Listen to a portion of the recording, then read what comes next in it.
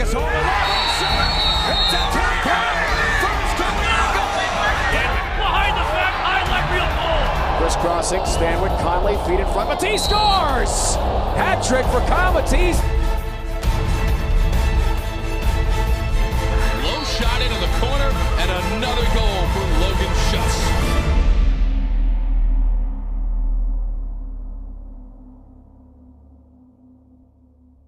Socius. We partner with organizations to leverage technology to accelerate their growth and profitability. Socius has really partnered with us to learn our business, understand our needs. Since they've sat on both sides of the desk, not only as implementation experts, but also people who actually use the accounting systems, they were able to build solutions that really help my staff. The breadth of knowledge that Socius delivers in multiple areas of the business has been remarkable. We're Socius. Get to know us and what we can do for you.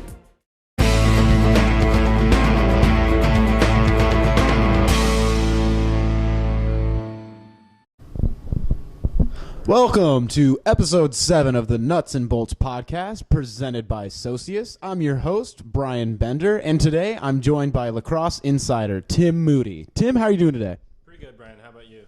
I can't complain. It's another machine game day, so I'm in a good mood. I'm oiled up. I'm ready to go. But let's talk about this machine team a little bit. What's been your overall just thoughts on the season? Well, really coming in, we see a 2-12 record through the machine's first 2 seasons. But it's a revamped roster, really not even a similar roster overall. Some young guys, a couple of veterans coming in, free agents like Kyle Harrison, and Peter Baum, Tom Schreiber coming in, both number 1 overall picks in the draft. So I think there was more buzz around the machine going into this season than there would have been the last 2 years. And so far, really, they've played up to that expectation, even though the record is only 2-4. The big season opening win at Charlotte, 15-8, was really just a taste of what the offense can do. They had a couple of slow games, lost in consecutive weeks to Florida and New York, only scoring 9 goals in each game. But then last week they set multiple team records with 16 goals and a tight loss to Boston that really, you play that fourth quarter 10 more times, I think the machine would probably win the majority. Absolutely. That fourth quarter came down to, well, even before that at halftime, there was that goal with like 0.2 seconds left in there. And then the fourth quarter came down, the machine were just 1 possession away. And what we were just talking about with the younger players on the roster, some of them haven't been here the whole season, like a Tom Schreiber who missed the first 2 games due to graduation. Logan Schuss missed 2 games due to playing in the NLL. So you like to see this roster kind of continue to gel. And how do you think they're doing in that regard? Well, Logan Schuss really, he's been the machine's best attackman outside of maybe Steele Stanwyck through their first 2 seasons, or really just last season was his rookie year. And without him in the first game, it kind of worked well. Eric Crum and Jim Conley, who haven't contributed a lot since then, both had good games. And then Marcus Holman's been a little bit off and on all season. Steele Stanwyck wasn't there in Charlotte either. So the attack line is now Holman, Stanwyck, and Schuss, and I really think Schuss has separated himself, especially last week against Boston. He scored 8 points, 4 goals, 4 assists, team record. And I think if he'll keep playing games more similar to that than a 1-goal game from 10 shots like he had a couple weeks back. And just harping on the Boston game again, the ball movement in that game, especially in the offensive zone for the machine, was incredible. They were moving around, getting a lot of different looks, a lot of passes, opening up shooting lanes, and you think that has to be key for them moving forward. Opening up shooting lanes and opening it up for a lot of different players. Honestly, if you told me the machine would score 15 goals, 16 points, with Peter Baum only scoring 1 goal, I probably wouldn't have believed you. But a lot of guys getting involved. Schuss had 4 goals, and then Kyle Harrison added 4 goals as well. Holman had a pretty good game. Stanwyck scored his 2nd goal of the season. And really, the Boston goalie, can't think of his name off the top of my head, but he had a very good game, even though he let in so many goals. The machine took over 40 shots and really could have scored a lot more goals than they did. Yeah, they had a lot of time in the Boston zone. You would have, you sit here and you're like, they could have done more, but at the end of the day, you're happy with the amount that they scored, the 16 points, but you wanted to come away with a W in that. Let's switch gears a little bit and maybe talk about the goalie position between Brian Phipps and Scott Rogers. We've seen a lot of back and forth there, but from what I've seen, they're both doing a pretty good job. Well, really, Rogers had to be the guy after that first game in Charlotte when Phipps wasn't actually dressed for that game. I believe Schroeder dressed as the backup, and Rogers comes in, and he really just had an incredible game. I think he had 23 saves or something crazy like that in that game. And so really, there isn't much of a choice but to start Rogers in week 2. He ends up getting hurt a little bit in week 3. Phipps comes in. Phipps plays really well too, but they lose a couple games. Rogers comes back against Boston, and really in the first half, it was the worst he's played all season. Not to say he'll continue doing that. It maybe just an off night for him. Brian Phipps did come in the second half of that game though and play really well.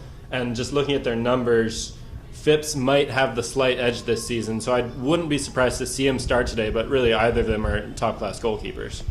And keep talking about other players on the machine. We'll look at somebody who doesn't necessarily show up a lot in the stat line, but I've been very impressed with Dominique Alexander's play so far this season. He's been physical, hitting heavy, he basically shut down Paul Rabel, in my opinion. He had a great game on him. Your thoughts on Neek? Well, arguably outside of a couple guys who've had some good games in the back line, definitely out of the defensive midfielders, and that includes Brian Farrell. Alexander's been their best player all season long. He leads the team, or he's tied with Dana Wilbur with 20 ground balls this season. He's even got a goal. He's only taken 2 shots, but he's just a great player to shut down one of the... It's basically makes it so you can take both their top 2 midfielders or 2 of their top short sticks, and only one of them has to have a long stick on him. He's almost like another long stick defender out there right now. He's playing to that caliber. The defense has been playing pretty well, too. There's been a little bit of turnover. Today, Greg Bice is not here. Leitner will be playing for him. But as far as the defense, what are your thoughts on that? Well, that's another unit that's a little different than last year. Dana Wilbur is the key addition, really, on defense. He's come and has had a really good year so far. Like I said, he's picked up 20 ground balls for the team, and overall he's just played solid all year. And then you look at a guy like Chad Wiedemeyer, who's played in every game, been a key defender in every game. Usually you're going to see him on the opposing team's number 1 attackman. And look back at week 1 at Charlotte, won Warrior Defensive Player of the Week for just completely shutting down Matt Danowski, who's one of the best overall players in the game. So there's a couple guys back there who have a lot of talent, definitely. And Leitner hasn't played a whole lot this season, but he was a good player at Johns Hopkins in college, and definitely a guy who can step in and play for the machine. Looking forward on the season, even looking back, this year's team is so different from years before. They're in games, they're competitive, and they have that offensive firepower that they may have been lacking in years past. And it's a lot of fun to watch them on the field, just to see them compete and to play, and they have all those skilled players there. It's a good thing to see. But if there was something that you're looking forward to towards the end of the machine, towards going further into the season that the machine could fix or do better, what do you think it would be? Really, it's just maybe not really transition defense, but responding after they score goals, after the machine scores goals, because it seems like a lot of times, especially in that Boston game, the machine will score and then immediately give up another one. Like you mentioned the goal at the end of the first half against Boston, when there was 6 seconds on the clock when the machine scored. Yeah. And then Boston just runs straight down off the faceoff and scores another goal. And then faceoff is another point where they could improve a little bit. Bobby Datillo came in last week, played his first game for the machine, and went 12 for 21 on faceoffs against Chris Eck, who's been one of the best faceoff guys in the world for years now. And I believe he's going to be Team USA's faceoff man in the upcoming All-Star game and this summer. But I'm not actually sure if Datillo's going to be playing tonight, but he and Eric O'Brien have definitely both shown flashes. O'Brien enough so to actually get the team to let go of former All-Star Matt Delente. So both of them definitely have the ability, and for O'Brien, just if he can get a little more consistent, that can be a double-headed monster at the X. Talking about the All-Star game coming up here in a little bit, we have 6 machine players playing in the MLL All-Star game. We have 3 on Team USA, and we have 3 playing for the MLL All-Stars. We have Peter Baum playing for MLL, we have Logan Schuss playing for MLL, and we have Tom Schreiber playing for MLL as well. And then as far as Team USA goes, we have Kyle Harrison, Steele Stanwyck, and Marcus Holman. So I think that's going to be interesting to watch them on the field, the teammates come together and compete. And, that just shows something about the Machine's offense this year. All 3 of their attackmen are going to be playing in that game, with Holman and Stanwyck for USA, and then Schuss playing for the MLL All-Star team. And then all three of their first-line midfielders, Schreiber, Baum, and Harrison, are all going to be in that game as well. All of them are perfectly deserving, of course. The weirdest thing about that is Harrison is considered a defensive midfielder with the Team USA, which is pretty crazy considering he's scored 12 goals in 6 games this season, and really he's one of the most athletic guys around, but that just shows the depth of talent. Honestly, though, if I'm the coach of the Team USA team, I'm playing him on offense because he's just too good right now, and all of them really are starting to hit their stride, especially Schuss and Stanwyck and Holman at attack. Yeah.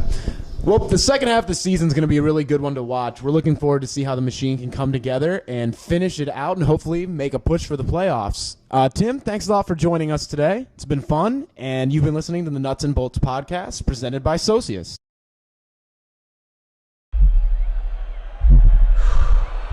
Time to oil up. We check athletes from head to toe before the season starts to make sure you don't hit the wall when it matters most. Teaming up with coaches, athletic trainers, and physicians to keep athletes healthy. Helping you avoid injury and recover quickly to keep you in the game. OSU Sports Medicine, the official sports medicine provider of the Ohio Machine and athletes everywhere.